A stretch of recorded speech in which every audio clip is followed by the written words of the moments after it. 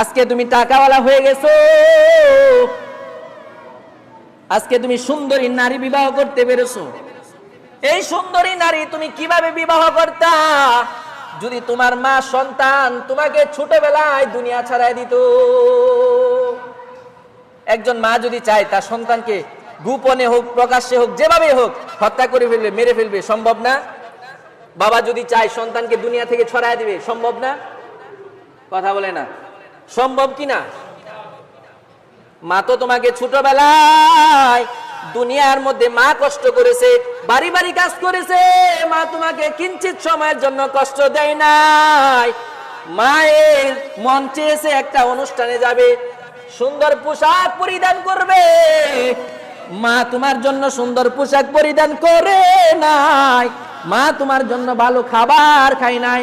আমার সন্তানকে লেখাপড়া করাইতে হবে, আমার সন্তানকে ভালো পোশাক পরিধান করাইতে হবে।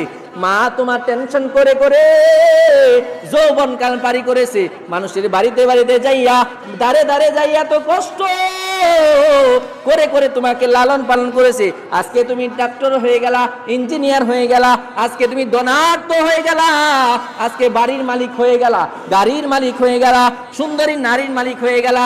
ও বান্দা, একবার চিন্তা করে দেখো, তোমার মা তোমার জন্য এত কষ্ট করেছে, আজকে তুমি এই সুন্দরী নারীর ছলনায় পড়ে মাকেই বলে গেলা। আছে না নাই? এমন নাফরমানের জন্য আল্লাহ বলে, এই নাফরমান দুনিয়ার মধ্যে থাকিয়া অল্প সময় ধন সম্পদ ভোগ করতে পারবে, অল্প সময় বাড়ি গাড়ি ভোগ করতে পারবে, অল্প সময় সুন্দরী নারী সঙ্গ পাইতে পারবে, অল্প সময় দুনিয়ার মধ্যে দাপট দেখাইতে পারবে। নিশ্চয়ই কুল্লু নাফসিন যায়কাতুল মাউত, ওই বান্দাকে মৃত্যু বরণ করতে হবে। একবার যদি নাফরমানি করে, মায়েকে কষ্ট দিয়া, বাবাকে কষ্ট দিয়া, ও নাফরমান দুনিয়া ছাড়ো। তুমি খেয়াল রাখো, ইন্নাল্লাহা আলিমুল গায়ব। সুবহানাল্লাহ। একজন আছে না? কে? নাম কি? জুড়ে বলে।